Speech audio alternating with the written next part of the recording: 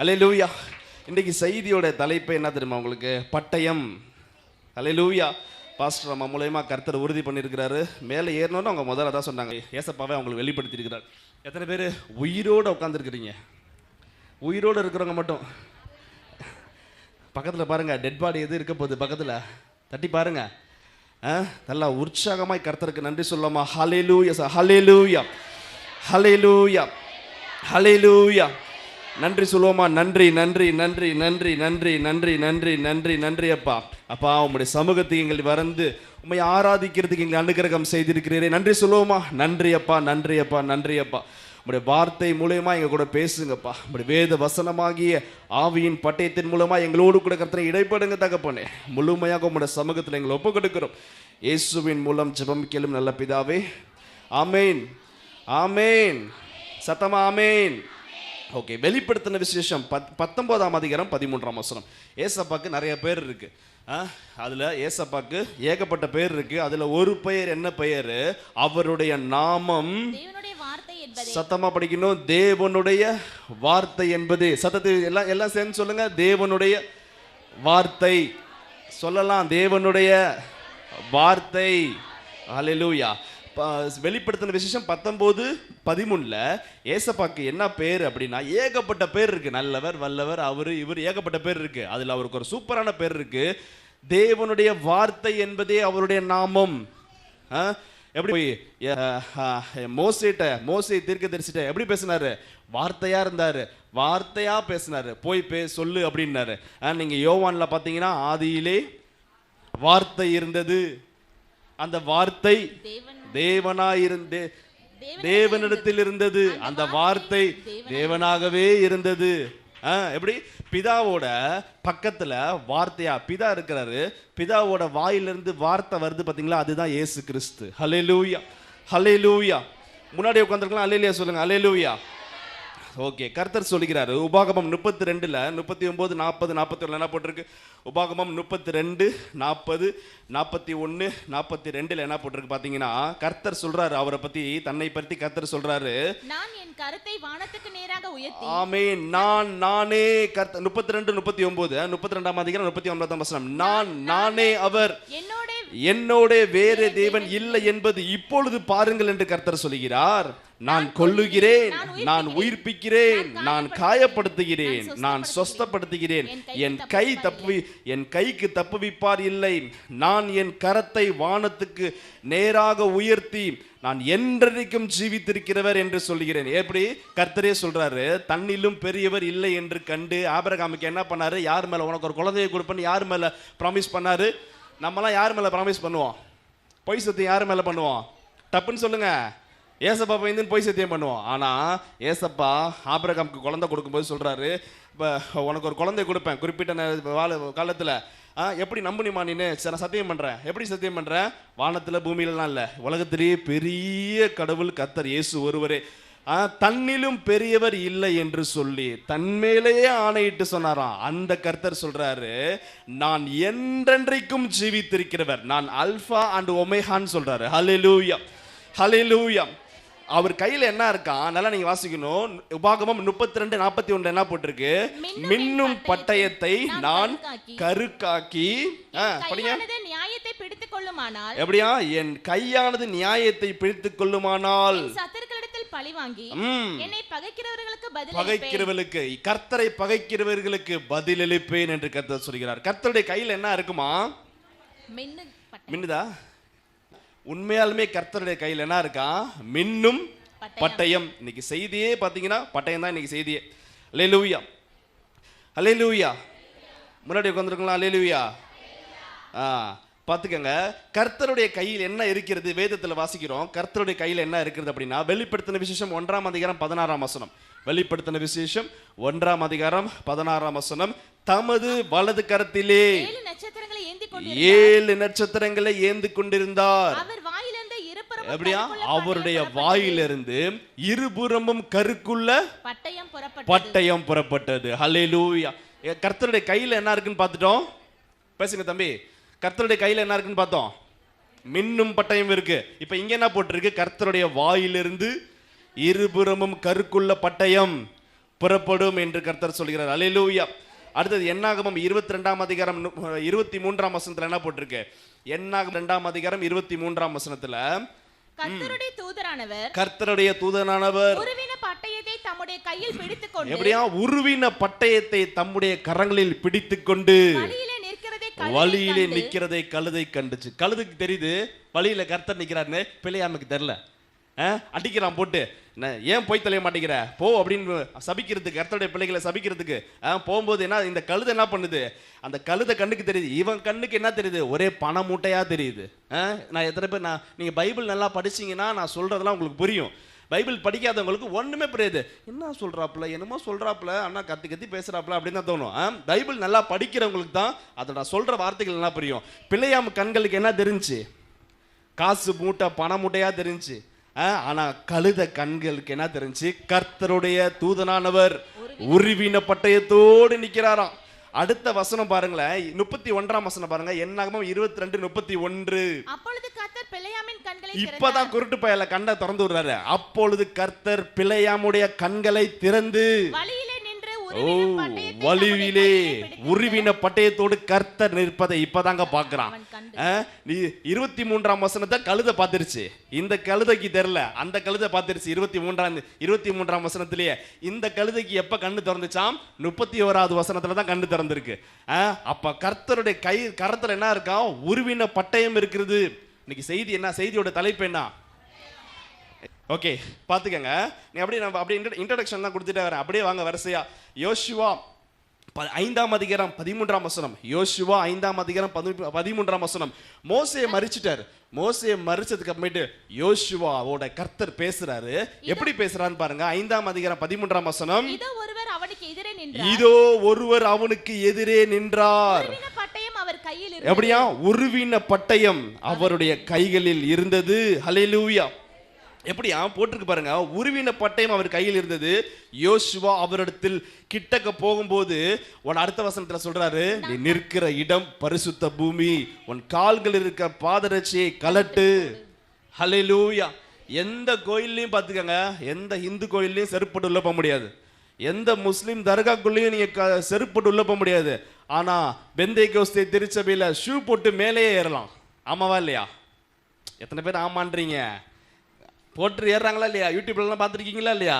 ஷூவெல்லாம் கழட்ட மாட்டாங்க, ஷூவோட மேலே ஏறி எங்க இப்படி. ஆனா பாத்துக்கங்க, கர்த்தர் சொல்றாரு, யோசுவாவுக்கு தரிசனம் ஆனோன்னு சொல்றாரு, முதல்ல காலில் இருக்க செருப்பை கழட்டுப்பா.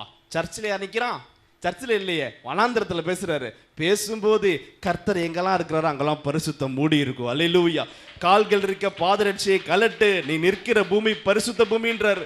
அல்லேலூயா. இந்த திருச்சபையும் கர்த்தருடைய பரிசுத்த பூமி. அல்லேலூயா.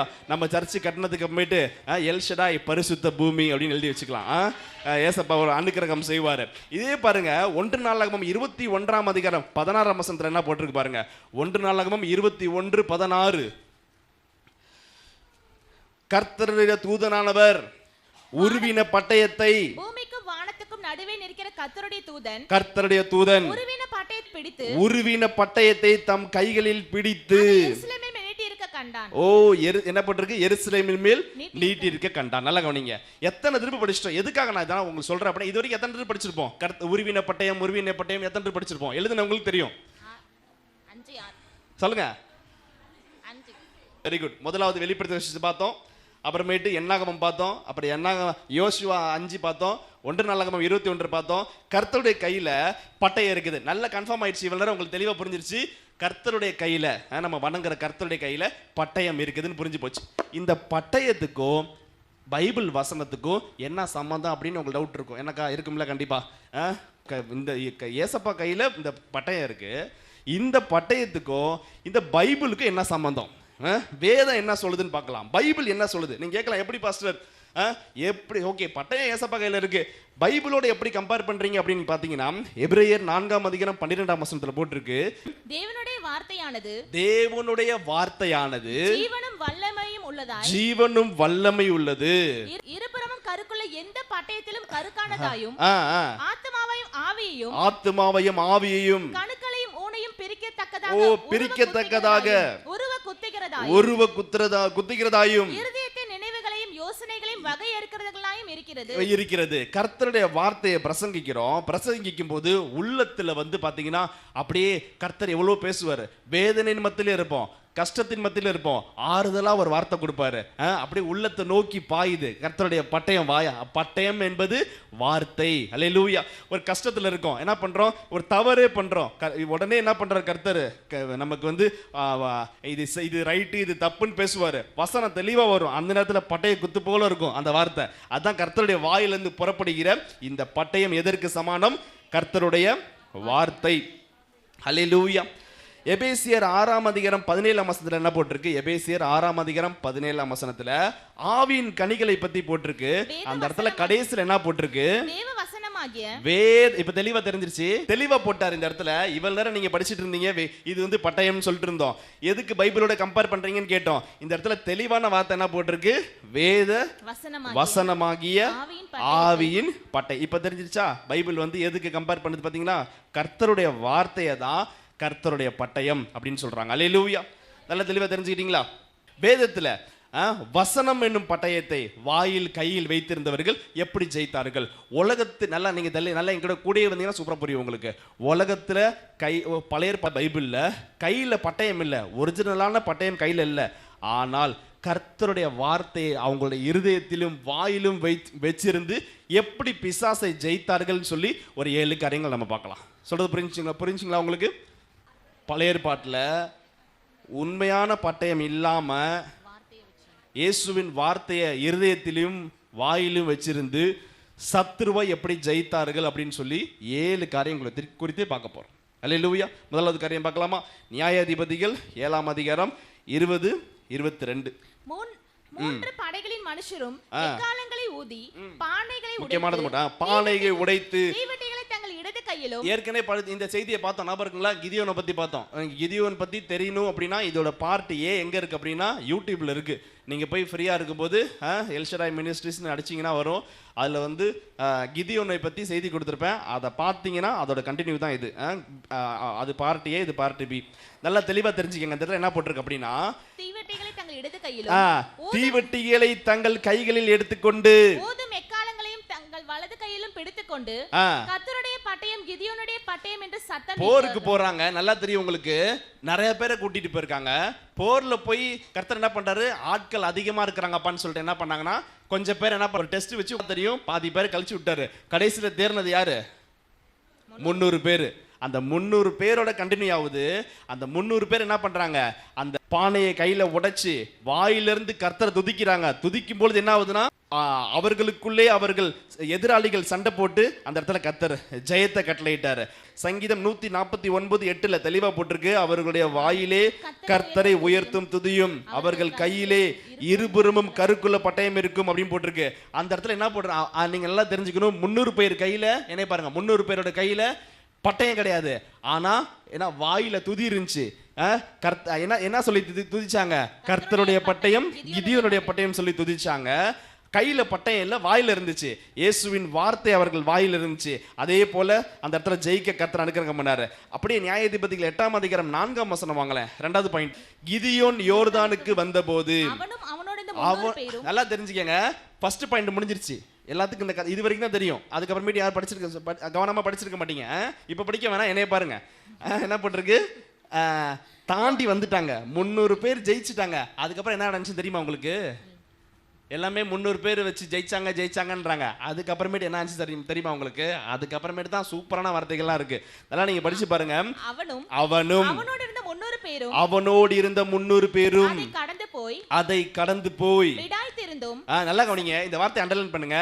விடாய்த்திருந்தும் சத்துருவை பின்தொடர்ந்தார்கள்.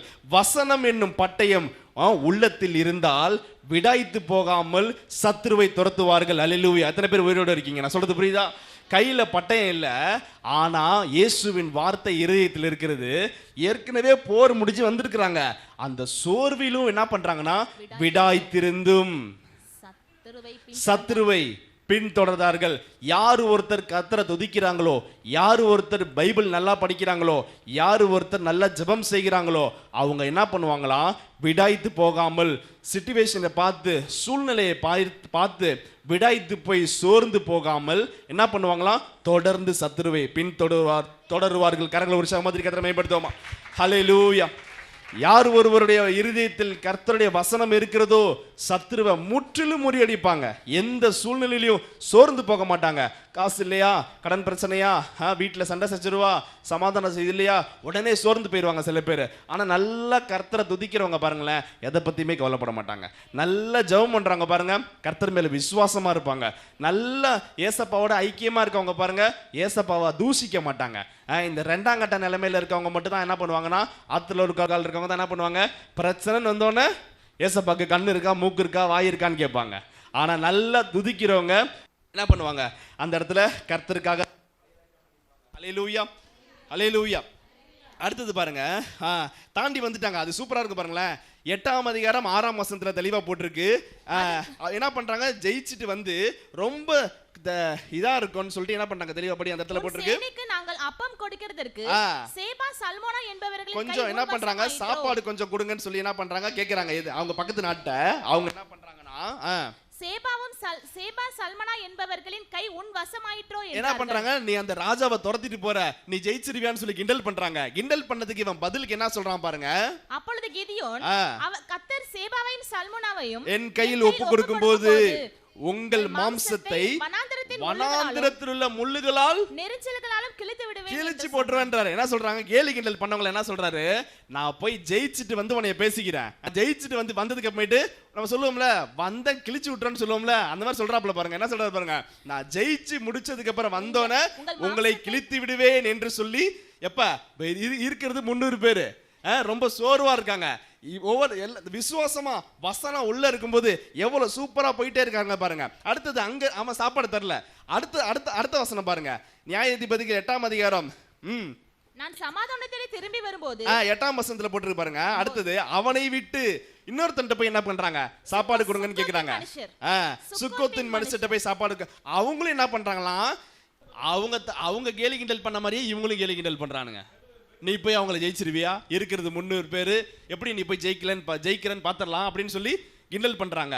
அவன்ட்டையும் ஒரு சவால் விடுறான் பாருங்க. என்ன வார்த்தை சொல்றான் பாருங்க, திரும்பி வரும்போது மகனே நான் திருப்பி மட்டும் வந்தேன்னு வச்சுக்கோ, இந்த கோபுரத்தை இடித்து போடுவேன். கட்டி வச்சிருக்கிற பாரு, இந்த கோபுரத்தை இடிச்சு போடுவேன். இருக்கிறது எத்தனை பேரு, 300 பேரு. யார் யார்ட்டெல்லாம் பகச்சிக்கிறான் பாருங்க. ஏற்கனவே அங்க ஒருத்தனை காலி பண்ணி துரத்தி போயிட்டு இருக்கான், அந்த ராஜாவை துரத்தி போயிட்டு இருக்கான். விடாய்த்து போகாமல் சத்துருவை துரத்து போறான். அந்த துரத்திட்டு போகும்போது போற வழியில ஒருத்தன் சாப்பாடு கேட்கிறான். அவன் கிண்டல் பண்ணோன்னே போயிட்டு வந்து உன்னை கிழிச்சு விட்டுறான் பாருன்றான். திருப்பி பக்கத்து நாட்டுக்கு போறான். அங்க போய் என்ன பண்றான், சாப்பாடு கொடுங்கன்னு எங்களுக்கு எல்லாம் பசியா இருக்காங்க, சாப்பாடு கொடுங்கன்னு கேட்கும்போது அவனும் கேலி கிண்டல் பண்ணும்போது போயிட்டு வந்து உன் கோபுரத்தை இடிக்கிறான் பாரு. பெரிய இவ்வளவு பெருசா கட்டி வச்சிருக்கிறியா, வந்து நான் இடிக்கிற பாருன்னு சொல்லிட்டு விசுவாசமா சொல்லிட்டு போயிட்டே இருக்கான். அப்புறம் பாருங்க, அதே மாதிரி கடைசியில் என்ன பண்றாங்க, போயிட்டு வந்ததுக்கு அப்புறம் 14ஆம் வசனத்துல ஜெயிச்சுட்டு வந்துட்டான். அந்த ராஜாவை ஜெயிச்சுட்டு நேரா அந்த ஊருக்கு வரான், அந்த 2 ஊருக்கு வரான். வந்து என்ன கேட்கறான், 14ஆம் வசனத்துல பாருங்க, ஒரு வாலிபனை பிடித்து அவனிடத்தில் விசாரிச்சாங்க. அவன் என்ன பண்றான் பாருங்க, 77 மனுஷரின் பேரை அவனுக்கு எழுதி கொடுத்தான். எப்படியா 70 அவனுக்கு பிடிக்காதவங்க பேரை எழுதி கொடுத்துட்டான் போல. 77 பேரை எல்லாத்தையும் அடிச்சு காலி பண்ணுங்க சார் அப்படின்னு என்ன பண்றான், பிடிச்சு கொடுத்து எல்லாத்தோட பேரையும் கொடுத்து என்ன பண்றான், அவனுங்க வந்து எல்லாத்தையும் காலி பண்றானுங்க. அந்த ஊர்க்காரனே அவன் போட்டு விடுறானுங்க. அடுத்தது 16ஆம் வசனத்தை பாருங்க. அதே போல பிடித்து முள்ளுகளையும் அதே போல என்ன பண்றாங்க, வச்சு அவங்கள இது பண்றாங்க. 17ஆம் வசனத்துல கோபுரத்தை இடித்து எத்தனை பேரு, 300 பேரு. பாத்தீங்களா, வெறும் 300 பேரு சொன்ன மாதிரி 77 பேரையும் அடிச்சு காலி பண்ணான். அடுத்தது என்ன பண்றான், கோபுரத்தையும் இடிச்சு போடுறான். யாருடைய கையில பட்டயம் இல்லாட்டினாலும் போயிட்டு போகுது, யாருடைய வாயில இயேசுவின் வார்த்தையாகிய பட்டயம், இருதயத்துல இயேசுவின் வார்த்தையாகிய பட்டயம் இருக்கிறதோ அவர்கள் ஒரு நாளும் சோர்ந்து போகாமல் சத்ருவை தொடர்ந்து பின்தொடர்ந்து ஜெயிப்பார்கள். அல்லேலூயா. எத்தனை பேர் உயிரோடு இருக்கீங்க, சத்தமா அல்லேலூயா சொல்லுவோமா? கரங்களை உற்சாகமா தட்டி கத்தனை மேம்படுத்துவோமா? கையில பட்டயம் இல்லாம இருக்கலாம், அவங்க யார்ட்டையாவது பட்டயம் இருக்குன்னு பார்த்தோமா, அந்த பானையை உடைச்சு போட்டான், தீவெட்டி எடுத்து கர்த்தருடைய பட்டயம் கிதியோனுடைய பட்டயம் சொல்லிட்டு போயிருக்கான். ஒருத்தர் கையில கூட உண்மையான பட்டயம் கிடையவே கிடையாது. ஆனாலும் சத்ருவை தொடர்ந்து போய் ஜெயிக்கிறான். போயிட்டு வந்து இந்த 2 பேத்தையும் அடிச்சு காலி பண்றான். யோசிச்சு பாருங்க எவ்வளவு அருமையாக கர்த்தர் சூப்பரா இந்த இயேசுவின் வார்த்தை எவ்வளவு அழகா கிரியை செஞ்சிருக்கு பாருங்க. அல்லேலூயா. மூன்றாவது காரியமாக 1 சாமுவேல் 17ஆம் அதிகாரம் 50ஆம் வசனத்துல என்ன போட்டு பாருங்க. 1 சாமுவேல் 17:50. இவ்விதமாக தாவீது ஒரு கவலினாலும் ஒரு கல்லினாலும் பெலிஸ்தனை மேற்கொண்டு அவனை மடங்கடித்து அவனை கொன்று போட்டான். தாவீதின் கையிலே பட்டயம் இல்லாதிருந்தது. அண்டர்லைன் பண்ணிக்கங்க அந்த வார்த்தையை. தாவீதின் கையிலே பட்டயம் இல்லாதிருந்தது. நான் என்ன செய்தி கொடுக்குறேன்னு உங்களுக்கு நல்லா புரியுதா? யாரோ ஒருத்தர் சொல்லுங்களேன் கொஞ்சம். ரைட் அப்பா. நிஜம் பட்டயம் கையில இல்லாட்டினாலும் போயிட்டு போகுது. இயேசுவின் வார்த்தை உள்ள இருந்து ஜெயிச்சாங்க. அதே போல இன்னைக்கு உங்க கையில காசு பணம் இல்லாம இருக்கலாம், நீங்க ஒரு ஆளாவே இல்லாம இருக்கலாம். ஆனா கர்த்தருடைய வார்த்தை உங்க இருதயத்துல இருந்துச்சுன்னா நீங்க தான் உலகத்திலே பெரிய ஆளு. அல்லேலூயா. தெளிவா என்ன போட்டிருக்கு பாருங்க. தாவீதுடைய கையிலே பட்டயம் இல்லாதிருந்தது. எப்படி முறியடிச்சான் பாத்தீங்கன்னா, தாவீது கோலியாத் கதை உங்களுக்கு தெரியும். நேரா போறான். எல்லாத்தையும் ஸ்கிப் பண்ணிருங்க. என்னைய பாருங்க, படிக்க வேணாம், என்னைய பாருங்க. முக்கியமான காரியத்தை மட்டும் சொல்றேன். நேரா போயிட்டான். 6 முழமும் 1 ஜானும் அவ்வளோ ஹைட்டா இருக்கும். அங்க போய் நேரா என்ன பண்றான், நீ பட்டயத்தோடும் ஈட்டியோடும் வர. நல்லா கவனிங்க, இவன் சின்ன பையன், 14 வயசு இருக்குன்றாங்க. அவன் வளர்ந்து கட்டாது. ஆனா நேரா போயிட்டு கவல் எப்படி என்ன பண்றான், கல் எடுத்துட்டு போறான். காக்கா பெல்ட்னு சொல்லுவாங்கல்ல, அதை எடுத்துட்டு போறான். அவன் ஒரு வார்த்தை கேட்கறாங்க, சூப்பரா பாருங்களேன். கல் எடுத்துட்டு வரதுக்கு நான் நாயா? நீ தடிகளோட என்னிடத்தில் வர. கையில குச்சி, ஆடு மேய்க்கிறதுக்கு ஆடு மேய்க்கிற கையில வச்சிருப்பான் குச்சும் இந்த கவனம் வச்சு தடி எடுத்துட்டு வரையா? ஏன்னா எவ்வளோ பெரிய ஆள், நான் எவ்வளோ ஊரே பயந்துக்கிட்டு நிக்குது, எனக்கு முன்னாடி நீ வந்து நிக்கிற, தடி எடுத்து வந்திருக்கியே, நானா நாயா அப்படின்னு கேட்கறான். இது அதுக்கு கற்பனையா சொல்றான். அவன் இதுக்கு என்னத்த பதில் சொல்லியிருப்பான், நீ நாயா பேயானு உங்க அம்மாட்ட தான் கேட்கணும். உன்னை வந்து ஜிஹெச்ல பெத்தாங்களா இல்ல மாட்டு ஆஸ்பத்திரியில் பெத்தாங்களான்னு சொல்லி உங்க அம்மாட்ட தான் கேட்கணுன்றான். சொல்லிட்டு என்ன பண்றான், நீயோ பட்டயத்தோடும் ஒரிஜினல் பட்டயத்தோடும் ஈட்டியோடும் கேடகத்தோடும் என்னிடத்தில் வருகிறாய். நானோ நீ நிந்தித்த இஸ்ரவேலின் தேவனாகிய இயேசுவின் நாமத்தை கொண்டு வருகிறேன் என்று சொல்லி ஒரு கல் எடுத்து இழுத்து அடிச்சான் பாருங்க. ஃபுல்லா மூடி இருக்கான், எல்லா இடமும் மூடி இருக்கு, பொட்டு மட்டும் திறந்துருக்கு. தம்பிக்கு தெரியல, எல்லாம் மூடி இருக்கு. இது போட்டிருக்கான். ஒருத்தர் போருக்கு போனா எப்படி போவாங்கன்னு உங்களுக்கு தெரியும். செம்ம ஃபுல் கவரா போறான். இங்க மட்டும் மூடி இருக்கு. கரெக்டா வச்சு அடிச்சான் பாருங்க, பதிஞ்சிருச்சான் கல்லு. எவ்வளவு ஃபோர்ஸ்ல அடிச்சிருப்பான், வெறியோட அடிச்சிருக்காப்ல. இழுத்து அடிச்சு சொருவிருச்சு போய் கல்லு. பாத்துக்கங்க, தரையிலே முகம் குப்புரை. நல்லா கவனிச்சீங்க அக்கா. இப்படி அடிச்சா எப்படி விழுவாங்க, பின்னாடி விழுவாங்க. ஆனா இங்க எப்படி போட்டிருக்கு, முகம் குப்புற விழுந்தானா. அப்ப என்ன பண்ணிருக்காரு ஏசப்பா, பின்னாடி என்ன பண்ணிருக்காரு, என் பிள்ளைக்கு விரதமா பண்றேன்னு கல்தாம்பட்டையிலே ஒண்ணு போட்டிருக்காரு. என்ன பண்ணிருக்கான், பொத்திரி கீழே விழுந்து முகம் தரையிலே பதிந்தது. சும்மா இருக்குல்ல, கர்த்தருடைய வார்த்தை உள்ள இருக்கவங்க சும்மா இருக்க மாட்டாங்க. உடனே ஓடி போய் வாசி, அவன் மேல் நின்று. இவன் சின்ன பையன், அவன் படுத்து கிடக்கிறான். அவன் மேல ஏறி நின்னு அவன் இடுப்புல இருக்க பட்டயத்தை உருவி அவனை கொன்று அவன் தலையை வெட்டி போட்டான். வெட்டிட்டான், தலை வெறியில வெட்டிட்டான். வெட்டி தலையை தூக்கிட்டு என்ன பண்றான், சின்ன பையன் தூக்க முடியாம இவ்வளவு பெரிய தலையை தூக்கிட்டு போறான். கையில பட்டயம் இல்லாம இருக்கலாம், ஒரிஜினல் பட்டயம் இல்லாம இருக்கலாம். இயேசுவின் வார்த்தை உள்ள இருக்கும் பொழுது கர்த்தர் அந்த இடத்துல வெற்றியை கொடுக்கிறாரு. எதிராளியுடைய பட்டயத்தை எடுத்து எதிராளியை வெட்டுவதற்கு கர்த்தர் உங்களுக்கு அனுக்கிரகம் செய்வார். ஹல்லேலூயா, ஹல்லேலூயா. எத்தனை பேர் நல்லா புரிஞ்சுக்கிட்டீங்க? ஹல்லேலூயா. வசன பாட்டு என்ன போட்டிருக்கு, துதிக்கும் தாவீதுக்கோ கொஞ்சமும் பயம் இல்ல. படமா, துதிக்கும் தாவீதுக்கோ கொஞ்சமும் பயம் இல்ல, விசுவாச வார்த்தையால் கோலியாத்தை முறியடித்தான். விசுவாச வார்த்தையால் சத்தமா ஓ துதித்து பாடி மகிழ்ந்து பாடி எரிகோ பிடிப்போம். துதித்து இயேசுவை துதித்து பாடி ஓ சத்துருவை ஜெயிப்போம். எரிகோ துதி எடுத்தா சாத்தா ஓடுவா. துதிக்க துதிக்க ஓடியே போவான். துதி எடுத்தா சாத்தான் ஓடுவான். துதிக்க துதிக்க ஓடியே போவான். நான்காவது காரியம், மூன்றாவது யாரை பார்த்தோம்? கையிலே பட்டயம் இல்லாது இருந்தது. யாருக்கு? நான்காவது. இப்போதான் உயிரோட எந்திரிச்சிருக்காங்க நிறைய பேரு. ஓகே, நான்காவது 1 சாமுவேல் 21ஆம் அதிகாரம் 6ஆம் வசனம். 1 சாமுவேல் 21ஆம் அதிகாரம் 6ஆம் வசனத்துல என்ன போட்டு நல்லா கவனிங்க.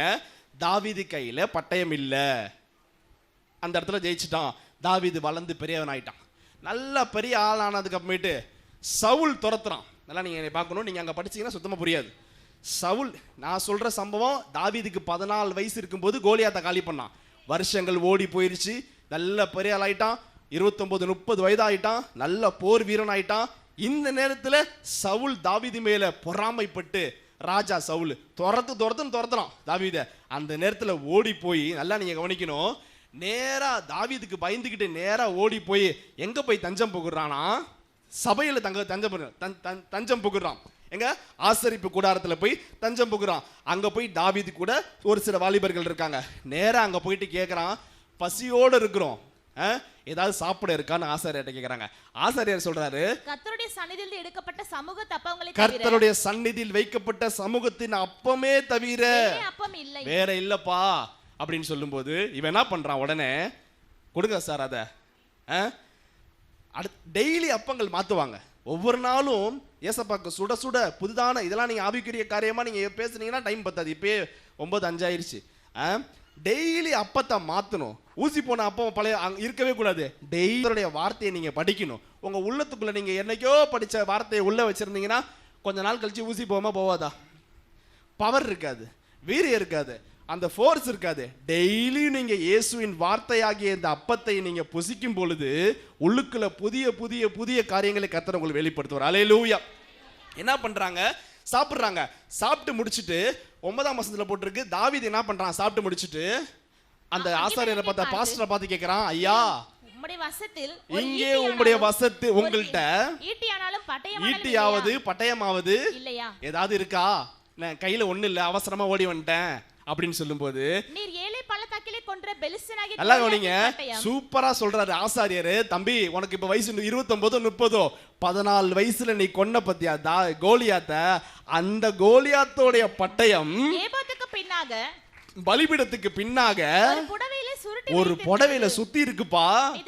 அத வேணா நீ எடுத்துட்டு போ. ரொம்ப நாள் ஆச்சு அதை யூஸ் பண்ணி. நீ கடைசியா அவனை கொன்னது அந்த பட்டயம் இங்க இருக்குது. இதை எடுத்துட்டு போய் ஜெயித்துக்கன்னு சொல்றாரு. நல்லா கவனிங்க, ஒரிஜினல் பட்டயம் இல்லாமல் இருந்தாலும் பரவாயில்ல, இயேசுவின் வார்த்தையாகிய இந்த அப்பத்தை புசிக்கும் பொழுது எவ்வளவு பெரிய போட்டிருக்கு பாருங்க. அதற்கு நிகர் இல்லைன்னு போட்டிருக்கு அந்த வார்த்தையை பாருங்களேன். அதற்கு தாவீது கொடுங்க சார் அந்த பட்டயத்தை. அதற்கு நிகர் எதுவுமே கிடையாது, பெரிய பட்டயம் அது. அல்லேலூயா. எவ்வளவு அருமையா பாருங்க. கையில் பட்டயம் இல்லை என்றால் என்ன? இயேசுவின் வார்த்தையாகிய இந்த பட்டயம் உங்கள் உள்ளத்தில் இருக்கும் பொழுது பெரிய பட்டயம், சத்ருவினுடைய பெரிய பட்டயம் உங்கள் கைகளில் வந்து சேரும். அல்லேலூயா, அல்லேலூயா. ஆடுகள் மேய்த்தவன் அரசனாய் மாறினான். பாருங்க, ஆடுகள் மேய்த்தவன் அரசனாய் மாறினான். ஆராதனை வீரனுக்கு ப்ரமோஷன் நிச்சயம். கையில பட்டயம் இல்ல, ஆனா இவன் ஆராதனை வீரன். ப்ரமோஷன் கையில கிடைச்சிச்சு, பெரிய பட்டயம். ப்ரமோஷன் நிச்சயம்.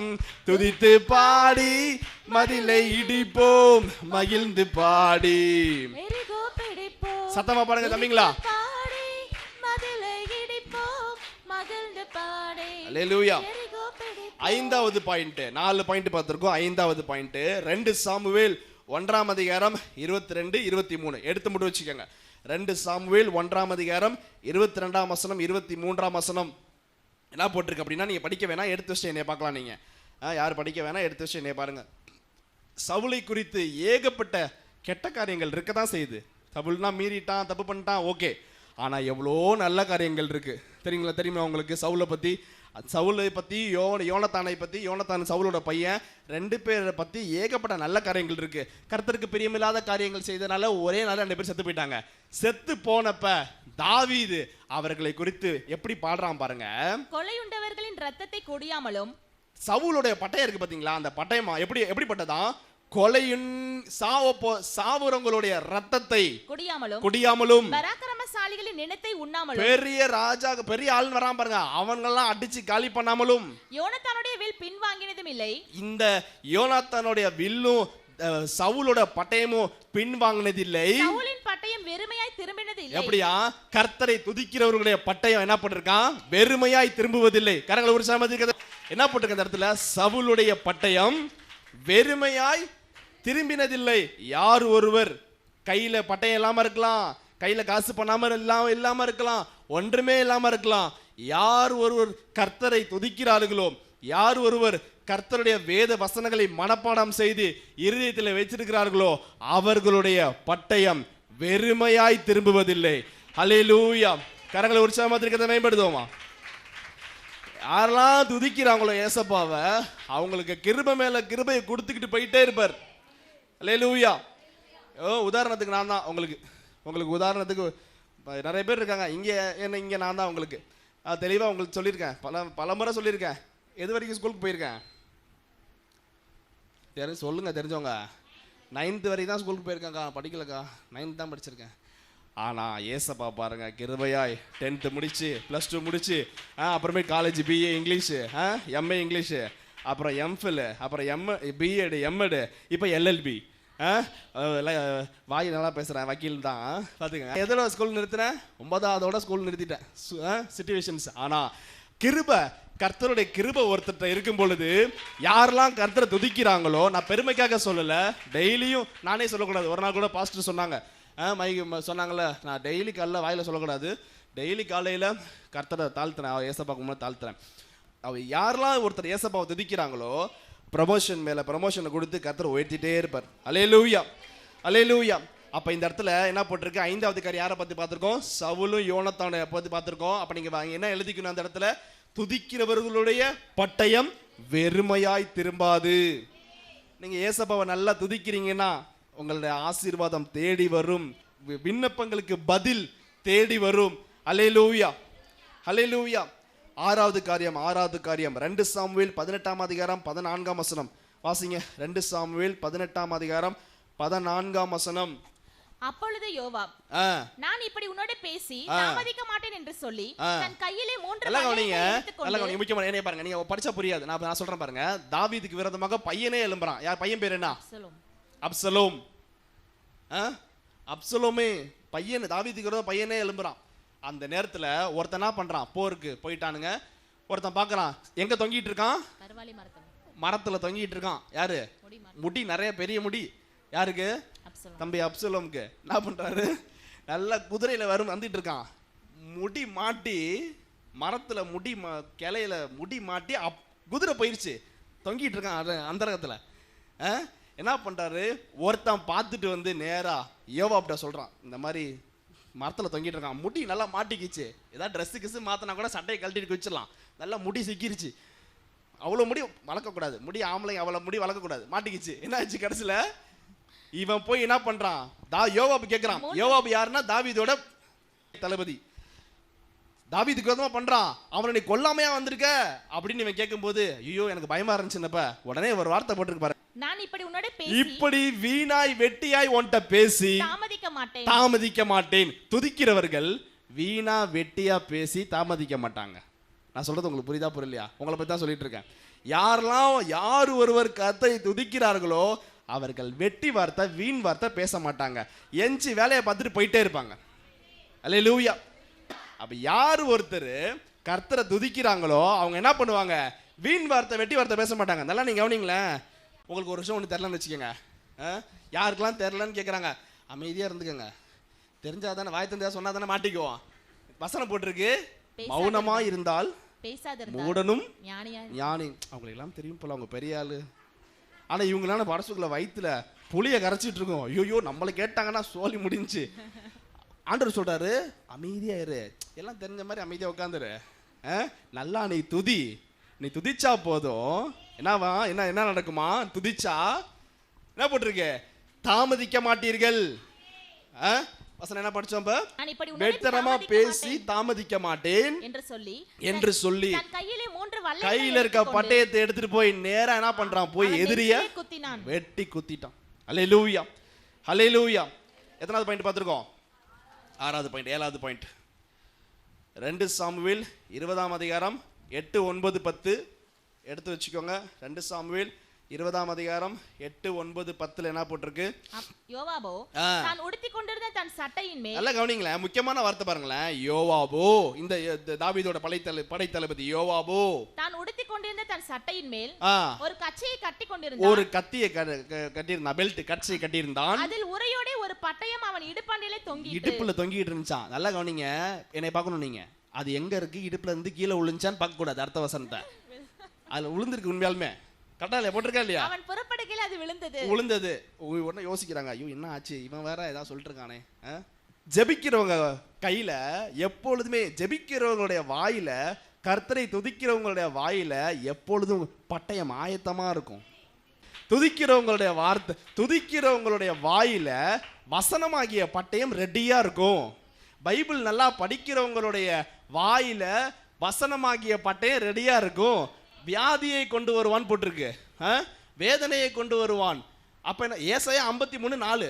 ஏசாயா 53. ஏசாயா எங்க இருக்குன்னு தெரியலையே, தேடிட்டு இருப்பாங்க. ஏசாயால 53 இருக்கா அப்படின்னு யோசிப்பாங்க. என்ன போட்டிருக்கு? நம்முடைய மீறுதல் நிமித்தம் காயப்பட்டார். ஒரு உடம்புல வியாதின்னு வச்சுக்கோங்க, உடனே ஏசப்பா பத்தின வேண்டுங்க. ஏசப்பா இப்ப உடனே உங்களுக்கு காய்ச்சே இருந்திருக்க, தலையில கை வச்சு, என்னுடைய மீறுதல் நிமித்தம் நீர் காயப்பட்டீர், என்னுடைய அக்கிரமங்கள் நிமித்தம் நீர் நொறுக்கப்பட்டீர், எனக்கு சமாதானத்தை உண்டு பண்ணும் ஆக்கினை உம் தலைமையில் வந்தது, உம்முடைய தழும்புகளால் நான் குணமானேன். அதான் அந்த வார்த்தை. ஏசாயா 53:4. ஏசாயா 53:4 என்ன என்னமோ சொல்றாங்களே நினைக்க கூடாது. அப்ப பைபிள் நல்லா படிக்கிறவங்களுடைய வாயில தான் அந்த வார்த்தை மனப்படமா தெரியும். யார் ஒருவர் கர்த்தரை துதிக்கிறார்களோ சாத்தானை ஓட ஓட விரட்டுவார்கள். யாருடைய ஒருவர் நல்லா பைபிள் படிக்கிறாங்களோ, மனசுல நல்ல கர்த்தருடைய வார்த்தை இருக்கிறதோ, பிரச்சனையை பார்த்த உடனே முதல்ல வாயிலிருந்து வசனம் தான் வரும். கரெக்டுங்களா இல்லையா? ஒரு ப்ராப்ளம் வந்துருச்சு, உடனே நமக்குலாம் தெரிஞ்ச வசனம் என்ன தெரியுமா? சொல்லுங்க பார்க்கலாம். இன்று கண்ட எகிப்தியரை என்றும் காண மாட்டாய். தொட்டதுக்கலாம் யாராவது ஒருத்தர் ஒன்று பண்ணிடக்கூடாது. உடனே ஆண்டவரே இந்த நபர் நாளைக்கு உயிரோட இருக்கக்கூடாதுப்பா. என்ன? உன் பென்சிலை தூக்குனதுக்கா, உன் ரப்பர் தூக்குனதுக்கா, உன் ₹1 காசு தூக்குனதுக்கா, சும்மா உன்னை ஒம்பிழ்த்ததுக்கா? உடனே அவங்க உயிர் போயிடும். ஒரு உயிர்னா அவ்வளோ சாதாரணமாக போயிடுச்சா? அதே அவங்க ஜோம் பண்ணுறாங்க, நீ போயிருவியா? யோசிச்சு பாருங்க. நமக்கு தெரிஞ்சதெல்லாம் என்ன? உடனே ஒரு வழியாய் வருகிறவர்கள் 7 வழியாக ஓடவர்கள். அதுக்கு மேலே என்ன போட்டிருக்கு தெரியுமா அந்த வசனத்தில்? எப்படி கர்த்தருக்கு உண்மையாக வாழணும்னு போட்டிருக்கு. அல்லேலூயா. அப்ப என்ன போட்டிருக்கு இந்த இடத்துல? ரெடியா வச்சிருந்தான் பட்டயத்தை எடுத்து கீழே விழுந்துச்சு. உடனே தெளிவா அதுல போட்டிருக்கு. நீங்க அப்படியே வீட்டுல போய் படிச்சு பாருங்க. 2 சாமுவேல் 20ஆம் அதிகாரம் 8, 9, 10 வீட்டுல போய் படிங்க, இங்க படிக்க வேணாம். கீழே விழுந்துருச்சு. ஆனாலும் என்ன பண்றான்? தன் கையில் இருக்கிற பட்டயத்துக்கு அமாசா எச்சரிக்கையா இராத போது, நீங்க பட்டயம் கீழே விழுந்துருச்சு, எகுத்தாப்புல எதிராளி வந்துட்டான். இவன் ஆப்போசிட்டா இருக்கான். என்ன பண்ணுவான்? நம்மளை குத்திடுவான். அவன் எதிர்பார்ப்பான்ல, அவெல்லாம் இல்ல. வந்தோடனே என்ன மாப்பிள்ள நல்லா இருக்கியான்னு கேட்கறான். இனிமே கேட்டிருக்காங்க பாருங்க. முத்தம் செய்து அவனை நலம் விசாரித்தான். தன் வலது கையினால் அவன் தாடியை, அதுக்கு மேல ஒரு வசனம் இருக்கு, நல்லா இருக்கியான்னு கேட்டிருப்பான்பா. என் சகோதரனே சுகமா இருக்கிறாயா? எப்படி? கத்தி கீழே விழுந்துருச்சு, குத்த வரான்னு தெரியும். எதிராளி எய்தாப்புல வந்துட்டான். அவன் அலர்ட் ஆவாங்கட்டியும் டக்குன்னு அப்படியே பேசி என்ன பண்றான்? கரெக்ட் பண்றான். நல்லா இருக்கியாப்பா, வீட்டுல நல்லா இருக்காங்களான்னு சொல்லிட்டு கீழே குனி கணத்துல முத்தம் கொடுக்குற மாதிரி குத்தி என்ன பண்றான்? அப்படியே எடுத்து கீழே விழுந்த கத்தி எடுத்து ஒரே சொருவு தரையிலே சரிந்து போகத்தக்கதாய் வயிற்றிலே குத்தி போட்டான். ஜெபிக்கிறவர்கள் சாமர்த்தியமா காரியத்தை ஜெயிப்பார்கள். துதிக்கிறவர்கள் சாமர்த்தியமா காரியத்துல ஜெயிப்பார்கள். உடனே போன் அடிக்க மாட்டாங்க. பாஸ்டர் காப்பாத்துங்க, இங்க இருக்கோம் அங்க இருக்கோம், பாஸ்டர்மா எங்களுக்கு ஜெபம் பண்ணுங்க. ஜெபம் பண்ணலாம் ரெண்டாவது. ஃபர்ஸ்ட் நல்லா ஜெபிக்கிறவர்கள், கர்த்தரை துதிக்கிறவர்கள், வேத வசனத்தை மனப்பாடமா வச்சிருக்கிறவர்கள் உடனே அவங்கள நோக்கி இவங்கள நோக்கி யாராவது காப்பாத்துவாங்களான்னு ஓட மாட்டாங்க. உடனே இவங்களே என்ன பண்ணுவாங்க? சமாளிப்பாங்க, சமாளிஃபிகேஷன் பண்ணுவாங்க. அல்லேலூயா, அல்லேலூயா. எட்டாவது காரியம். ஏன்னா 7 தான் சொன்னீங்க, அப்படி 8ன்றீங்க. 8ஆம் அதிகாரம் 8வது பாயிண்ட். 2 சாமுவேல் 20ஆம் அதிகாரம் 16, 19 நோட் பண்ணிக்கங்க, வீட்டில் போய் படிங்க. 2 சாமுவேல் 20ஆம் அதிகாரம் 16, 19, 21, 22 படிக்க வேணாம், எடுத்து எழுதி மட்டும் வச்சுக்கோங்க, கதையை மட்டும் சொல்லிடுறேன். இந்த இடத்துல என்ன ஆகுதுன்னா, அந்த சேபாவை பின்தொடர்றான் யாரு? யோவாபு. இந்த சேபா என்ன பண்ணிட்டான், ஒரு நாட்டுல போய் ஒளிஞ்சுக்கிட்டான், ஒரு ஊர்ல போய் ஒளிஞ்சுக்கிட்டான். அங்க உள்ள புத்தியுள்ள ஸ்திரீ, வசனம் போட்டிருக்கு பாருங்க, என்ன போட்டிருக்கு? அப்பொழுது புத்தியுள்ள ஒரு ஸ்திரீ, கேளுங்கள் கேளுங்கள், நான் நான் யோவாப்ட பேசணும்ட்டு வந்து என்ன தெளிவா பேசுறான் பாருங்க. என்ன மேல பாருங்க, மேல படி, என்ன தெளிவா போட்டிருக்கு பாருங்க. ஒருத்தனை பிடிக்கிறதுக்காக ஊரையே காலி பண்ணுவீங்களா? நான் வேணா ஒண்ணு பண்றேன், நாளைக்கு இந்நேரம் அவனுடைய தலையை வெட்டி மதியில இருந்து கீழே தூக்கி போடுவேன். ரைட்ல மேல இருக்கு பாரு, 22 21. நாளைக்கு என்ன பண்றேன், அவனுடைய தலைய வெட்டி மேல இருந்து தூக்கி கீழே போடுறேன், எடுத்துட்டு போயிருங்க, எங்க நாட்டை விட்டுருங்க. கரெக்டா இல்லையா? தன் ஜனத்திடத்தில் போய் புத்தியாய் பேசி, வசனம் உள்ள இருக்கும்போது புத்தியா பேசுவீங்க, கரெக்டா பேசுவீங்க. ஒரு சில பேர் வளவள கொலன்னு வளருவாங்க, சம்பந்தமே இல்லாம பேசிட்டு இருப்பாங்க. ஏதோ ஒரு கரையை ஆரம்பிச்சா இவங்க வேற ஒன்று பேசிட்டு இருப்பாங்க. கடைசி வரைக்கும் என்ன பேசுனாங்கன்னு அவங்களுக்கு புரியாது, இவங்களுக்கு புரியாது. ஒரு பிரச்சனை வந்தானே வளருவாங்க. வளரதை விடுங்க, ஒரு பிரச்சனை வந்தானே கை கால்லாம் நடுங்கும் பார்த்துக்கோங்க. அப்படியே பிபி சுகர்லாம் அதிகமாக போய் விரலாம் நடுங்கும். எத்தனை பேருக்கு அந்த மாதிரி பதட்டத்தில் நடுங்கி இருக்கு? எல்லாருக்கும் நடுங்கும். ஆனா புத்தியில இந்த ஸ்திரீ என்ன பண்ணிருக்கா பாருங்க, வசனம் அவளுடைய இருதயத்தில் இருந்தனால, அவ இயேசுவின் வார்த்தையை அவ படிச்சனால, புத்தியுள்ள ஸ்திரீயாய் அந்த நாட்டையே அவ காப்பாத்துறான். ஒருத்தர் தானே உங்களுக்கு வேணும், ஓகேன்னு சொல்லிட்டு அவனை மட்டும் தலைய என்ன பண்றா, கழுத்தை வெட்டி மேல தூக்கி போட்டுட்டு அந்த நாடையே காப்பாத்துறான். ஹல்லேலூயா. 9வது காரியம், நியாயாதிபதிகள் 3ஆம் அதிகாரம் 17ஆம் வசனம். நியாயாதிபதிகள் 3ஆம் அதிகாரம் 17ஆம் வசனத்துல என்ன போட்டிருக்கு? 17ஆம் வசனத்துல பாருங்களேன், அவன் மிகவும் இல்ல அது முக்கியமானது படிங்க. 17ஆம் வசனம். ஸ்தூலித்த மனுஷன் அப்படின்னா நல்லா தின்னு கொழுத்து போயிருக்கான், ரொம்ப குண்டா இருக்கான். யாரு? எதிராளி எக்லோன். என்ன பண்றான், அவனுக்கு என்ன பண்றான், ஸ்தூலித்தவன், நல்ல கொழுன்னு இருக்கான், நல்லா சாப்பிட்டு அப்படியே மடிப்பா இருக்கு வயிறுலாம். அப்படியே என்ன பண்ணுங்க, அப்படியே என்ன பண்றான் கடைசியில இடது கையை நீட்டி. நல்லா கவனிங்களேன், இந்த 15ஆம் வசனத்துல போட்டிருக்கு, ஒரு ரட்சகனை கர்த்தர் எழுப்புறாரு. அவன் எப்படி, அவன் எந்த ஹேண்ட் உள்ளவன்? Left hand. மாதிரி லெஃப்ட் ஹேண்ட் யூஸ் பண்றவன். கிட்ட போய் 22ல பாருங்க, 22ல கிட்ட போய் தன் வலது புறத்தில் இடுப்பிலே கட்டியிருந்த கிட்ட போயிட்டு இருக்கா. 21 22லயே போருக்கு, சத்துருடைய கிட்ட போய் யார் ஒருவர் கர்த்தரை துதிக்கிறார்களோ, யார் ஒருவர் ஜெபம் செய்கிறார்களோ கிட்ட போவாங்க. சாத்தான்ற தைரியமா, ஐயோ நான் கை வச்சு, யாராவது ஜெபம் பண்ண சொல்லுவாங்க, நான் கை வச்சா அவங்களுடைய ஆவி எனக்கு பிடிச்சிக்கிச்சுன்னா ஜெபம் பண்ண மாட்டாங்க. சில பேர் கை வைக்காம ஜெபம் பண்ணுவாங்க.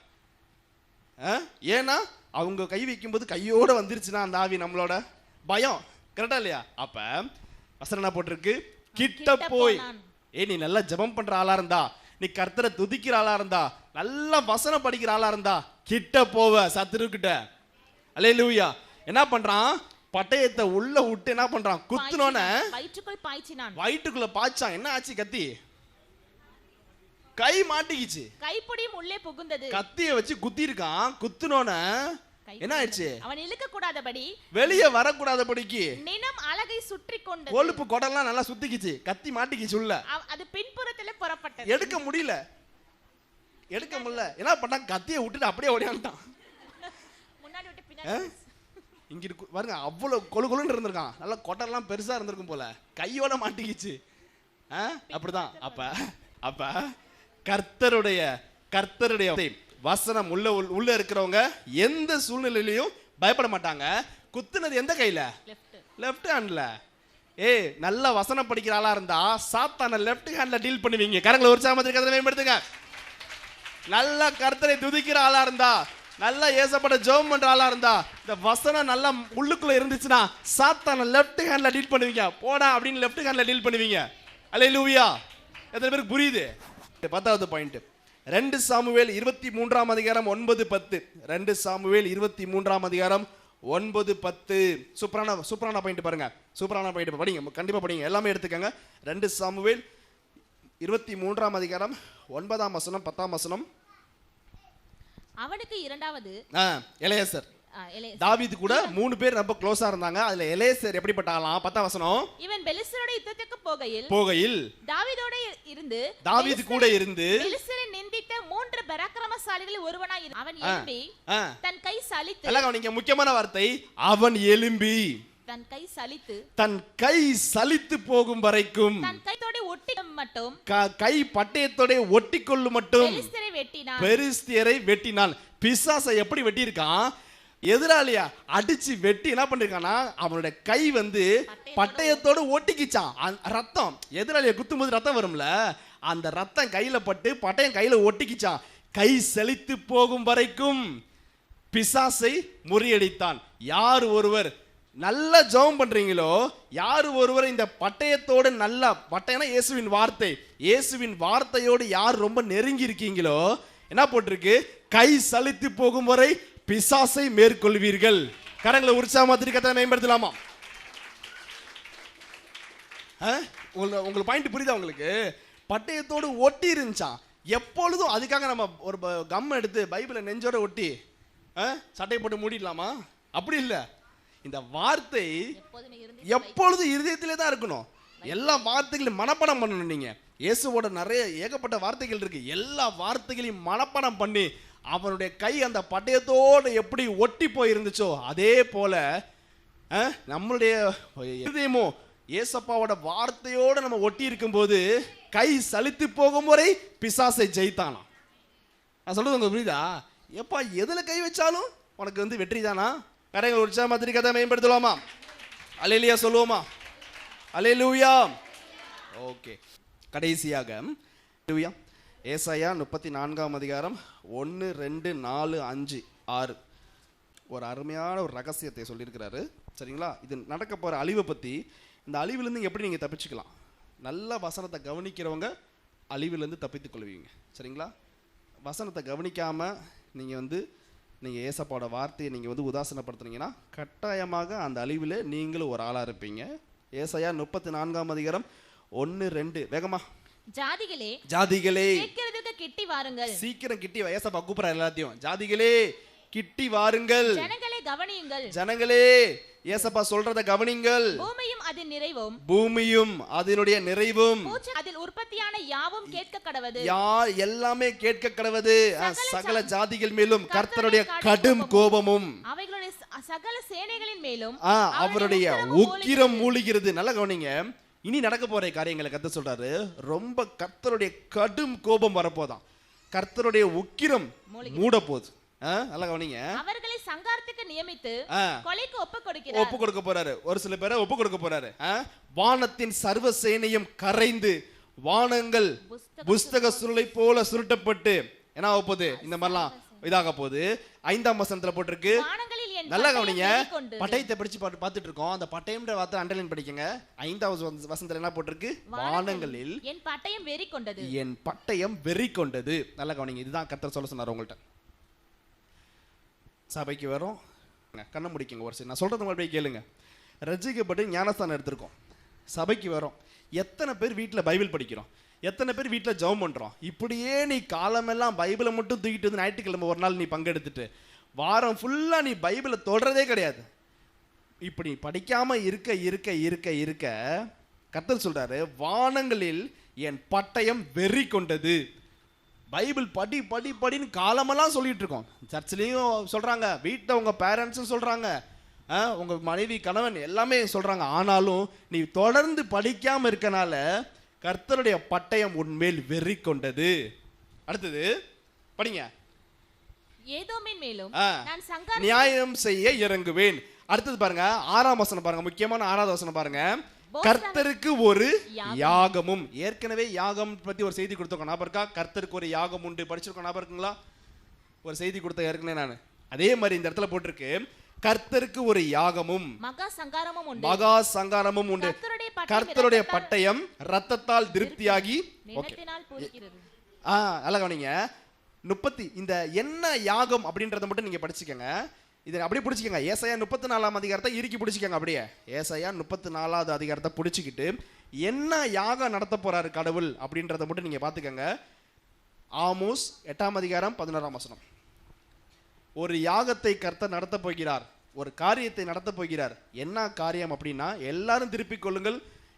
ஆமோஸ் 8:11 என்ன போட்டிருக்கு? நான் தேசத்தின் மேல் பஞ்சத்தை எல்லாம் கவனிங்க. அனுப்பும் நாட்கள் வரும். கர்த்தர் சொல்றாரு என்ன நடக்க போகுதுன்னு சொல்றாரு. இனி வரும் காலங்கள்ல நான் தேசத்திலே பஞ்சத்தை அனுப்பும் நாட்கள் வரும். பஞ்சத்தை அனுப்பும் நாட்கள் வரும். ஆகார குறைவினால் உண்டாகிய பஞ்சம் அல்ல, சாப்பாடால வந்த ஆகார பஞ்சம் கிடையாது. ஜல குறைவினால் உண்டாகிய தாகமும் அல்ல, குடிக்க தண்ணி இல்லன்னு அந்த பஞ்சம் கிடையாது. கர்த்தருடைய வசனம் கேட்க கிடையாத பஞ்சத்தை கர்த்தருடைய அனுப்புவேன். வார்த்தை, கர்த்தருடைய வசனம் கேட்க கூடாதபடிக்கு பஞ்சத்தை அனுப்ப போறார். பாருங்க எப்படிப்பட்ட காரியம் நடக்க போதான் இனி வருங்காலங்கள்ல. பைபிள் வசனம் கிடைக்காம ஆட்சி மாறப்போகுது. திருப்பி வந்துச்சுன்னா யூபியில், எம்பியில், அங்கெல்லாம் பார்த்தீங்கன்னா உத்தரப்பிரதேசில் எல்லா இடத்துலையும் பார்த்தீங்கன்னா தொடர்ந்து பார்க்குறோம் சபை அடித்து உடைச்சி சபையே. அங்கே எங்கள் ஊரில் இந்த இயேசு கிறிஸ்டின் எங்களுக்கு வேணாம், எங்கள் ஊரில் சபை வேணாம், எங்கேயோ போய் நடத்திக்கங்கன்னு என்ன பண்ணுறாங்க, எல்லாத்தையும் அடித்து இது பண்ணுறாங்க. கொஞ்ச நாளுக்கு முன்னாடி மணிப்பூரில் பிரச்சனைலாம் வந்துச்சு, ஏகப்பட்ட வீடியோலாம் பார்த்தீங்க. கர்த்தர் சொல்கிறாரு தேசத்தில் ஒரு பஞ்சம் வரப்போகுது. என்ன பஞ்சம் வரப்போதாம்? வசனம் கிடைக்காத பஞ்சம். வசனம் நல்லா இப்போ உங்களுக்கு கிடைச்சிட்டு இருக்கு. எங்கெல்லாம் கிடைக்குது சொல்லுங்க பார்க்கலாம். ஞாயிற்றுக்கிழமை சர்ச்சில் கிடைக்குது, சர்ச்சில் எல்லா நேரத்துலையும் உங்களுக்கு கிடைக்குது. செல்ஃபோனில் உங்களுக்கு யூடியூப்பை திறந்தா மெசேஜ், தமிழ் மெசேஜ்னு போட்டால் ஏசப்பாடைய காரியங்கள் கிடைக்குது. எலெக்ஷன் திருப்பி ஜெயிச்சு எந்த கிறிஸ்டின் காரியங்களும் யூடியூப்பில் வரக்கூடாதுன்னு க்ளோஸ் பண்ணிட்டா வசனம் எப்படி உங்களுக்கு கிடைக்கும்? அதான் பஞ்சம் கர்த்தர் அனுப்ப போறாரு. எப்படிப்பட்ட அனுப்ப போறாரு? வசனம் கேட்க கூடாதபடிக்கு ஒரு பஞ்சம் வரப்போதான். அந்த பஞ்சத்திலிருந்து நீங்க தப்பிச்சுக்கணும்னா டெய்லி நல்லா பைபிள் படிங்க, டெய்லி நல்லா ஜெபம் பண்ணுங்க, நல்ல ஸ்தோத்திர வழி படிங்க, ஏசப்பாவோட நல்லா க்ளோஸ் ஆகிக்கங்க. அப்ப எந்த பஞ்சம் வந்தா உங்களுக்கு என்ன? நான் சொல்றது புரியுதா? புரியுங்களா? பைபிளை தொடர்றதே கிடையாது, கரெக்டில்ல? சுத்தமாக பைபிளே படிக்கிறது கிடையாது, யாருமே கிடைக்கிறது இல்லை. அப்போ முதல்ல என்ன சொன்னாங்க? வந்தார பாஸ்டர் வசனம் சொன்னாங்க. என்ன சொன்னாங்க? பைபிள் பட்டயம் இல்லாதவன், பைபிள் இல்லாதவன் முதல்ல போய் பழைய துணிலாம் வச்சுருப்பீங்களா, கையில் காசு இல்லை நான் சொல்கிறேன், போடாமல் பழைய நிறைய ட்ரெஸ் வச்சுருப்பீங்க, எல்லாத்தையும் மூட்டை கட்டி போய் போட்டு ஒரு 500 ரூபா தேத்திட்டு ஒரு பைபிளை முதல்ல வாங்குங்க. வசனம் கிடைக்காத பஞ்ச நாட்கள் வரப்போகுது. டெய்லி குறைஞ்சது 10 நிமிஷமாவது, 1/4 மணி நேரமாவது, அரை மணி நேரமாவது நீங்கள் பைபிள் படிங்க. ஒரு 5 அதிகாரமாவது நீங்கள் பைபிள் படிங்க. அல்லேலூயா! எத்தனை பேருக்கு நான் சொல்றது நல்லா புரியுது? இப்போ நேரம் அங்கே வந்துருங்க. எதை பிடிச்சிக்க சொன்னேன்? ஏசாயா 34. அங்கே வாங்க, அங்கே ஒரு வசனம் இருக்கு பாருங்க, சூப்பரான வசனம் இருக்கு பாருங்க. ஏசாயா 34:16 போட்டிருக்கு. அப்பா நீ இதுக்கெல்லாம் தப்பிக்கணும்னா ஏசாயா 34:16 கர்த்தருடைய புத்தகத்திலே தேடி வாசியுங்கள். அதே வார்த்தையில போட்டாரு. கர்த்தருக்கு ஒரு யாகம் இருக்குதுன்னு சொன்னாரு. எத்தனை வசனத்துல? 6ஆம் வசனத்துல. 16வது வசனத்துல பதில் சொல்றாரு, கர்த்தருடைய புத்தகத்தை தேடி வாசியுங்கள். எப்படி ஏசப்பாக்கு கை தட்டலாமே நம்ம அழகா. ஒரு பஞ்சம் வரப்போகுது, உடனே பதில் சொல்றாரு. எவ்வளவு ஆச்சரியமா இருக்கு பாருங்க, எவ்வளவு நேசிக்கிறாரு பாருங்க நம்மளெல்லாம் ஏசப்பா, எவ்வளவு அழகா பேசுறாரு பாருங்க. பா ஒரு காரியம் நடக்க போகுது. என்ன காரியம் நடக்க போகுதுன்னா பைபிள் கேட்க முடியாத காரியங்கள் நடக்க போகுது. இனி வருங்காலங்கள் அப்படிதான் நடக்க போகுது. அதுக்கு ஆன்சரே போட்டாரு. 6ஆம் வசனத்திலிருந்து 16ஆம் வசனத்துல என்ன போட்டிருக்காரு? கர்த்தருடைய புத்தகத்தை தேடி வாசியுங்கள். கர்த்தருடைய புஸ்தகத்திலே தேடி வாசிங்க. நல்லா பைபிள் படிங்க. அப்புறம் இவைகளில் ஒன்றும் குறையாது, இவைகளில் ஒன்றும் உனக்கு எந்த குறையும் வைக்காது, இவைகளில் ஒன்றும் ஜோடு இல்லாதிராது. எதுவுமே ஜோடு இல்லாம இருக்க, எல்லா வசனமும் கரெக்டா இருக்கும். எல்லாம் பக்கத்து உங்களுக்கு புரியலன்னா, ஜோடு இல்லைன்னா இங்க இருந்து பழைய பாட்டில் படிச்சு புதிய பாட்டில் தேடக்கூடாது. நீங்க பழைய பாட்டில் படிக்கிறீங்களா, உங்களுக்கு ஒன்று புரியல, மேலும் இங்கிலையும் படிச்சு பாருங்க, புரிஞ்சிடும். அதான் ஜோடு இல்லாம இருக்காது. அவருடைய வாய் இதை சொல்லிட்டு. யாரோட வாய் சொல்லிட்டான் இத? கர்த்தருடைய வாய். எத்தனை பேர் கர்த்தருடைய வார்த்தை கீழ்ப்படிய போறீங்க? இன்றையில இருந்து எத்தனை பேர் பட்டயமா மாற போறீங்க? இயேசுவின் வார்த்தையாகிய பட்டயம் உங்களுக்குள்ள இருக்க போகுது. இயேசுவின் துதிக்கிறது, அவரை துதிக்கிறது உங்களுக்கு பட்டயமா இருக்கணும். வெளிப்படுத்தின விசேஷத்துல பெர்கமு சபைக்கு இருபுறமும் கருக்குள்ள பட்டயத்தை உடையவர் சொல்லுகிறதாவது. எப்படியா? இருபுறமும் கருக்குள்ள பட்டயத்தை உடையவர் சொல்லுகிறதாவது அப்படின்னு அர்த்தம் போட்டிருக்கு. அப்படியே கீழே பாத்தீங்கன்னா 2வது 3வது வருஷம் என்ன போட்டிருக்குன்னா, உன்ட்ட மாறுபாடான உபதேசம் இருக்கு. ஏன்னா நிக்கோலாய் மதஸ்தருடைய பொய்யான போதகங்கள் ஒன்றை இருக்கு, பிழையாமோட கெட்ட போதகங்கள் ஒன்றை இருக்கு. அதுலலாம் நீ தப்பிக்கணும்னா ஒழுங்கா பைபிள் படி. எப்படி புரியும்? யூடியூப்ல ஒன்றை பாக்குறீங்க, சினிமா பாட்டு சர்ச்சில் பாடலான்னு ஒருத்தன் பேசுறான். நான் வேணா உங்களுக்கு குரூப்ல போட்டு விடுறேன். சினிமா பாட்டை பாடலாம் அப்படின்னு சொல்லி பிரசங்கம் பண்றான். அது ரைட்டா தப்பான்னு எப்படி உங்களுக்கு புரியும்? அது வந்து என்னமோ நான் அதில் போட்டிருக்கேன் இல்லைங்களா, ரஜினி பாட்டா, எனக்கு நம்ம பாட்டெலாம் கேட்டதில்லை. ஏன்னா அண்ணனுக்கு ஜே அந்த பாட்டை சர்ச்சில் பாடுறானுங்க, அதுக்கு மியூசிக் வாசிக்கிறாங்க, சபையில் நடக்குது. அதுக்கு என்ன விளக்கம் கொடுக்குறான்? இவர் நமக்கு மூத்த சகோதரர். யாரு? இயேசு வந்து நம்மளுக்கு மூத்த சகோதரர். பைபிள் வசனம் இருக்கு தெரியுமா? அவர் நம்ம அப்போ எங்கள் அண்ணனுக்கு ஜெயவான். எங்கள் அண்ணன் யார்? ஏசப்பா. எங்கள் அண்ணனுக்கு ஜெயவான். இப்படிலாம் மாறுபாடான உபதேசங்கள் அந்த பெர்கமு சபையில் உன்ட்ட அதெல்லாம் காணப்படுது. நீ வழி மாறிடக்கூடாதுன்னா நீ பைபிளை ஒழுங்கா படி.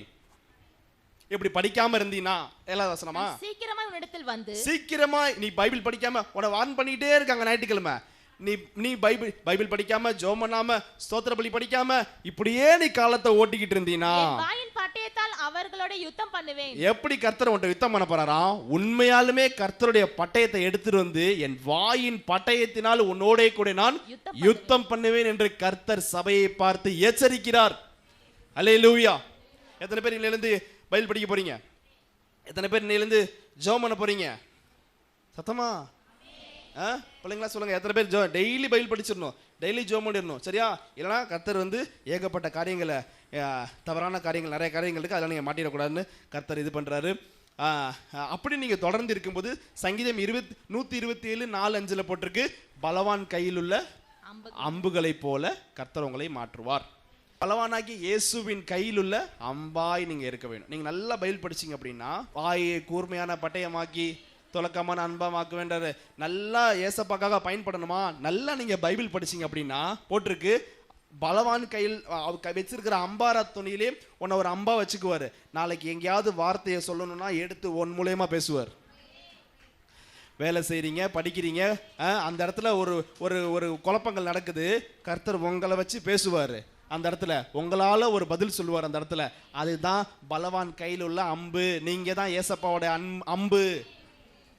நீங்கள் நல்லா பைபிள் படித்தாதான் கூர்மையான அம்பா இருப்பீங்க. எடுத்து வச்சு கரெக்டான பாயிண்ட்ல கரெக்டான இடத்துல உங்களை வச்சு சொல்லி உயர்த்திட்டு போயிட்டே இருப்பார். கடைசி வார்த்தை எரேமியா 15:19-20, நீ தீழ்ப்பானவையிலிருந்து விலையேறப்பட்டதை பிரித்தெடுத்தால், கர்த்தர் சொல்றாரு, இருபுறமும் கருக்குள்ள பட்டயத்தை உடைய கர்த்தர் சொல்லுகிறார், உன்னை என் வாய் போல் ஆக்குவேன் கர்த்தர் சொல்றார். எத்தனை பேர் ஏசப்பாவோட வாயா மாற விரும்புறீங்க? ஏசப்பாவோட வாய்னா என்னன்னு தெரியுதுங்களா? ஒரு பிரச்சனை நடக்குது, நீங்க பேசுவீங்க. யார் பேசுவா? உங்களுக்குள்ள இருந்து பரிசுத்த ஆவியானவர் பேசுவாரு. என்ன செய்வது என்று வழி, நீங்க வலதுபுறமாவது இடதுபுறமாவது எங்கிட்டா போலான்னு வழி அறியாமல் நீங்க தகச்சிட்டு நிற்கும் போது வழி இதுவே அப்படின்னு சொல்லி உங்களுக்குள் இருக்கிற பரிசுத்த ஆவியானவர் பேசுவாரு. நீ ஒரு இடத்துக்கு போய் அண்ணா பேசுறதுன்னு பயப்படாத, வசனம் இருக்கு, உனக்குள் இருக்கிற பரிசுத்த ஆவியானவர் ஒரு வாயா பேசுவாரு. அதான் இந்த இடத்துல தெளிவா போட்டு 20ஆம் வசனத்துல, தீழ்ப்பானவைகள் இருந்து, இந்த உலகம் ரொம்ப கெட்டது, வாலிப பிள்ளைகளாம் கவனிங்க, உலகம் ரொம்ப கெட்டது, பாவம் செய்யறது ரொம்ப ஈஸி, செல்போன் எடுத்தா ஒரு செகண்ட்ல பாவம் பண்ணிடலாம், சரிங்களா? ஆனா கர்த்தர் உங்களை எல்லாத்தையும் பார்த்து சொல்றாரு, இந்த உலகம் தீழ்ப்பானது, கெட்டது, தீழ்ப்பானதிலிருந்து நீ வெளியேறப்பட்ட இந்த இயேசுவின் வார்த்தையை டெய்லி நீ படிச்சினா, பிரித்தெடுத்தால் கர்த்தர் உன்னை அவரோட வாயா மாத்த விரும்புறார். எத்தனை பேருக்கு இங்க வந்து பிரசங்கம் பண்ணணும்னு ஆசையா இருக்கு? எங்களை போல பிரசங்கம் அந்த மாதிரி முதல்ல கை தூக்கிட்டான், உனக்கு தான் ஃபர்ஸ்ட் ஆசீர்வாதம். எத்தனை பேருக்கு இங்க வந்து பிரசங்கம் பண்ண ஆசையா இருக்கு? கர்த்தருடைய வாய் போல கர்த்தர் உங்களை மாற்றுவார். நீங்க செய்ய வேண்டியதெல்லாம் ஒன்னே ஒண்ணு, என்னது? நல்லா ஜெபம் பண்ணணும், பைபிள் படிக்கணும், ஸ்தோத்திர பலி படிக்கணும். அல்லேலூயா. எத்தனை பேருக்கு இந்த செய்தி ஆசீர்வாதமாக இருந்தது?